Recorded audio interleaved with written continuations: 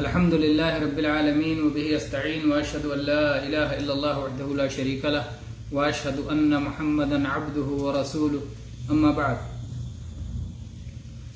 ابو ہریرہ رضی اللہ عنہ سے روایت ہے کہ نبی کریم صلی اللہ علیہ وسلم نے ارشاد فرمایا اتقوا اللاعنین، دو لعنت کا سبب بننے والی چیزوں سے پرہیز کرو.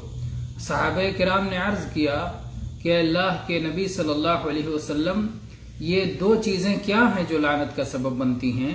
تو آپ صلی اللہ علیہ وسلم نے اس کی وضاحت کرتے ہوئے ارشاد فرمایا الذی یتخلی فی طریق الناس او فی ظلہم، جو آدمی قضاء حاجت کرتا ہے، پیشاب پاخانہ کرتا ہے لوگوں کی عام گزرگاہوں میں، لوگوں کے راستوں میں یا ان کے سایہ دار جگہوں میں جہاں پر وہ سایہ حاصل کرتے ہیں اس جگہ میں. یہ صحیح مسلم کی حدیث ہے اور سنن ابی داؤد میں بھی یہ حدیث موجود ہے. صحیح مسلم میں 269 نمبر پر اور سنن ابی داؤد میں 25 نمبر پر.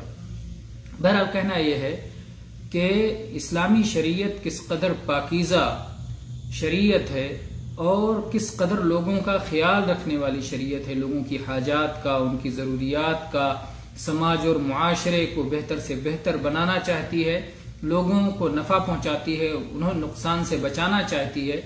اگر وہ جگہ جہاں سے لوگ بار بار گزرتے ہیں اور آتے جاتے ہیں، یا وہ جگہ جہاں پر لوگ سایہ حاصل کرتے ہیں گرمی کے زمانے میں، یا وہ جگہ ہیں جہاں پر لوگ دھوپ حاصل کرتے ہیں سردیوں کے زمانے میں، ایسے مقامات پر جو لوگوں کی اجتماعی جگہ جہاں پر لوگ اکٹھا ہوا کرتے ہیں، اگر یہاں کوئی قضاء حاجت کرے گا، پیشاب پاخانہ کرے گا، وہاں بدبو آئے گی، غلاظت ڈالے گا، نجاست پھینکے گا، تو ظاہر بات ہے اس کی وجہ سے سب لوگوں کو دقت ہوگی، تکلیف ہوگی. جو آئے گا وہاں پہنچے گا وہ لعنت کرے گا اس شخص پر جو یہ حرکت کر کے گیا ہے.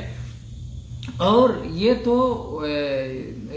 جو ہے اس کو لوگ آ کر کے لعنت کریں گے، اور دوسرے جب وہاں گندگی پھینکی جائے گی تو اس گندگی کی وجہ سے جو سڑاند اٹھے گی، جو نقصان ہوگا، اس کی وجہ سے وہ بائی بیماری بھی پھوٹ سکتی ہے، کوئی بیماری لوگوں میں منتشر ہو سکتی ہے. ایسی جگہوں کی صفائی کا اہتمام کرنا چاہیے، نہ کہ وہاں پر گندگی ڈالنا چاہیے. تو یہ اسلام کی تعلیم ہے اور اسلام کی تعلیمات کیا خوب ہیں، کس قدر روشن ہیں. جو غور و فکر کرتا ہے وہ اس کی صداقت کو، اس کی اہمیت کو اور اس کی عظمت کو سمجھ لیتا ہے. اللہ تعالی ہمیں اسلام کی عظمت کو سمجھنے کی توفیق دے اور اس پر ہمیں ثابت قدم رکھے.